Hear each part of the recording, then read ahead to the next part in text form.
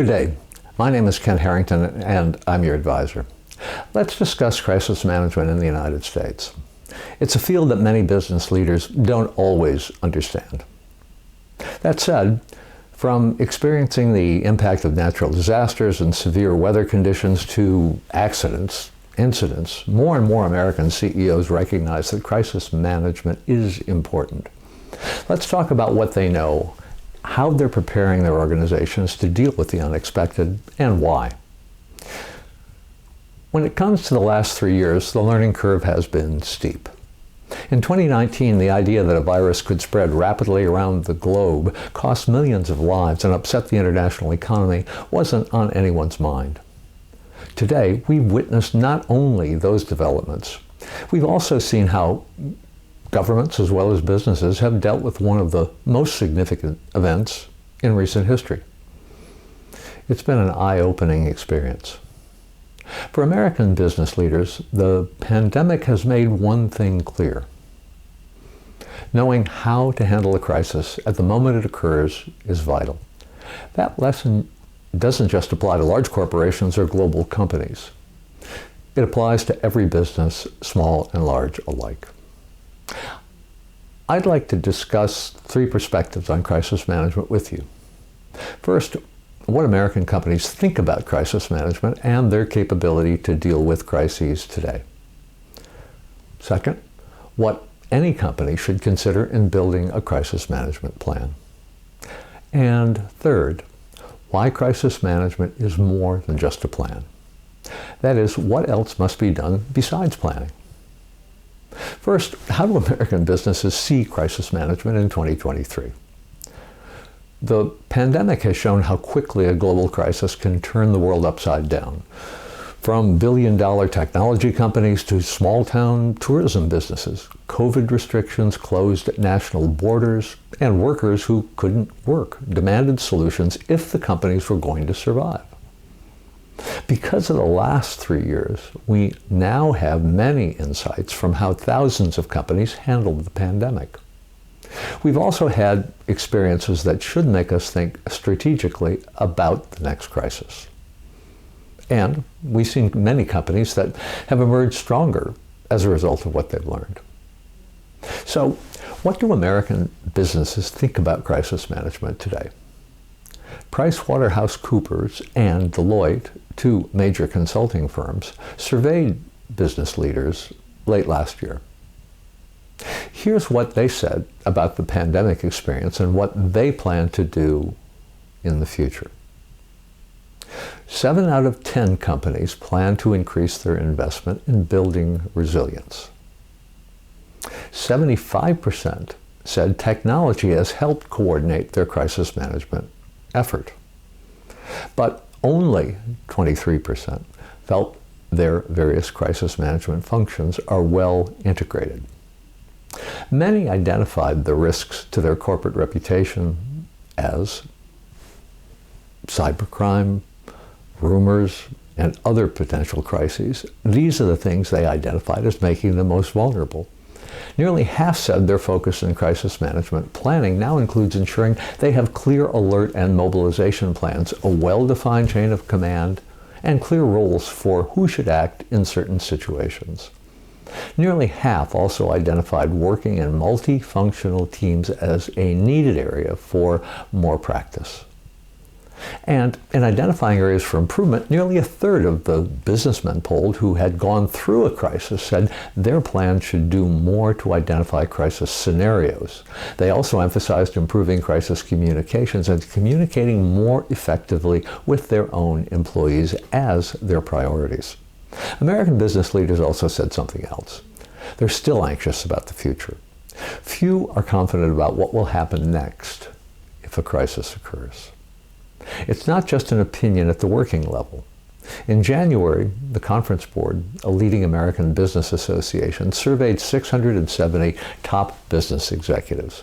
The survey found that chief executive officers don't think their organizations are prepared to deal with the major crisis. It's important to note what the CEOs said they had on their minds. They were not just thinking about crises that were global events, such as another pandemic or a massive cyber attack. They also thought about local and national developments. These included an economic recession, high inflation, extreme climate events, water, food shortages, civil unrest, terrorism. It's clear American executives recognize that when a crisis strikes without a plan, their companies will be forced to scramble to decide what to do, when to do it, how to do it, who will do it, where to do it, and why they should do it. Every minute they spend trying to answer those questions will put them farther behind in dealing with the situation. These CEOs know that failing to respond quickly and strategically could damage their brand as well as their bottom line. And it's not just major corporations that are concerned. Small and medium-sized American companies are worried too. According to a survey of small business leaders before the pandemic, only 33% thought their companies were prepared for a crisis. The other 67%? 32% said they had no crisis management plan at all. 20% said they had general guidelines but didn't have a plan. 11% said they weren't sure whether they had a plan or not. And 3% said they had a plan, but it was out of date. So, what are American companies doing about it? What are they doing about crisis management today? Let's talk first about what big companies are doing to their crisis management plans based on their experience with the pandemic. Here's a short list of what they're up to. Planning for financial risks. One of the first lessons from the pandemic was that companies needed to secure liquidity as the economy slowed. That meant planning to trim non-essential costs and exploring how to raise money. Streamlining. Many companies are identifying where they can streamline all of their operations, cutting costs or eliminating processes or products if a crisis warrants the action. Activities that may be profitable now may not be in a crisis. Identifying new ways to work. The pandemic called for companies to change how workers did their jobs, such as working from home. Many companies are adding such adjustments to their crisis management plans to use if needed. Reviewing best practices. Using the pandemic as a learning experience, companies are setting up regular reviews of their crisis management plans to ensure they will use best practices in the future. If these are some things big companies have learned, what about small and medium-sized companies? Not everyone has the resources of a large corporation. What can any company do with their plan? Or how can they improve one if they already have one? First and most important, companies need to catalog the risks they face. From man-made risks such as a riot or terrorist acts to technical risks such as a data breach or ransomware attack, to natural risks such as weather, earthquakes, or floods. What do businesses need to consider? Here are some examples of what a crisis management plan should address. Natural disasters. Typhoons and floods are obvious, but what about a super high tide, or a burst water main in the street, or a roof that collapses because of snow after a blizzard? Theft or vandalism. Losses can include more than stolen machinery or merchandise. For example, they can occur if equipment is damaged and then produces health or safety hazards for workers or customers. Fires. A fire literally can destroy your facilities, but it doesn't have to put you out of business if you plan to do something immediately after that makes up for the damage. Loss of power. What if there is a natural disaster that causes a long-term power loss where you can't use your IT systems or operate any equipment for weeks? IT system failure. Computer failures, hackers, malware, or ransomware can be devastating if there's no plan to deal with each potential risk. Restricted access. What if a natural gas leak or explosion next door to your company restricted access to your building or your street? How would you cope? Loss or illness of key staff. Who are the people central to running your business? Consider how you would cope if they were to leave or become ill. Outbreak of disease. The pandemic is a lesson for all of us. We can't assume that our employees will be healthy. We need to plan for what happens if they're not. Terrorism.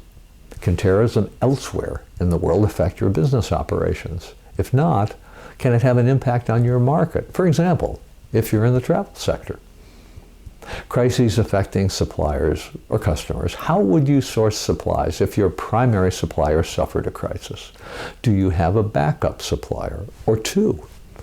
Crises affecting your business reputation. How would you cope in the event of a product recall or a customer who complains to the media about your services? Well, not every business needs to worry about every type of risk, but thinking through all the possibilities is a critical first step in creating a crisis management plan. The next step is deciding what to do about them. What should you cover in creating your plan? While the risks that face you depend on your business, every business must think about several key areas. In the American experience, there are three basic components in crisis management planning. First, a crisis communications plan. It's important from several points of view. Most obviously, a crisis communications plan will help you proactively respond to the effects of an event. It also will help keep employees as well as customers informed. And finally, it can have an impact on sales, perceptions of the company, and customer loyalty by showing you intend to be back in business promptly. When a crisis happens, a rapid, truthful, accurate response is crucial. A crisis communications plan defines who is on your crisis team and their responsibilities. It lays out your strategy and how you will communicate with stakeholders. And it includes vital details for the team, such as contact lists for all parties and the identity of the primary company spokesperson. Second, a business continuity plan. A business continuity plan obviously provides the backbone of your crisis response. It should contain all the details on all the business functions that must operate as quickly as possible. It should also describe the resources you need to make that happen, as well as identify the people who will do the work. The plan needs to be something employees who have key roles understand and are trained to execute. Even the best plan, if it only sits in the drawer, won't work. But it also needs to provide employees with the details that will help them do their jobs. These include contact lists for emergency services, insurers, city services, customers, suppliers, neighboring businesses, as well as special service providers such as locksmiths, plumbers, electricians, and IT specialists. Third, there must be a commitment to practice. Practicing your plan takes time and resources, that's true, but a plan is only as good as your ability to carry it out. Of course, how you practice depends on your company's size and budget, but it's the only way to ensure you've covered all the possibilities. Practice can include something as basic as a tabletop exercise, or it can involve more complicated scenarios and game playing. But however you practice, it's important to remember that practice is the necessary step to make certain that the hard work in creating the plan hasn't left anything out. Finally, let's ask the question, is it really worth it? Crisis management planning clearly will take effort, time, and resources. Many small and medium-sized companies may well think it's simply too much of a burden. They should think again. Experience in the United States suggests that putting a plan together and practicing it is vital. Let's look at why. Take cyber attacks. In the United States, research points to the fact that 43% of all cyber attacks target small business. More troubling, 60% of small businesses go out of business within 6 months following a cyber attack. Or consider disasters such as floods, tornadoes, hurricanes. According to the Federal Emergency Management Agency, 40% of businesses do not reopen after a disaster. Of those that do, 25%, 1 out of 4, fail within a year. Or simply think about everyday accidents, such as a fire or a failure of your information technology system. According to a survey by the American Association of Accountants, 60% of American businesses don't back up their financial data off-site. The result, they are vulnerable to catastrophic data loss if there is simply a local accident. Well, in conclusion, whether the company is big or small, crisis management planning can help ensure its executives can make timely decisions and take decisive action. There is no one-size-fits-all solution to crisis management, nor will a crisis management plan guarantee that a business will stay in business after an event. But a plan gives business leaders a set of tools that will help them respond quickly. It is an investment as well. It has proven to be cheaper to plan for something unpleasant than to ignore such risks and have to deal with the consequences. I hope my description of the American experience with crisis management has helped identify issues and ideas that can assist companies in Japan. We all face the same challenges. There's nothing more valuable than learning from each other's experiences. Thank you for your time and attention, and good luck from the United States.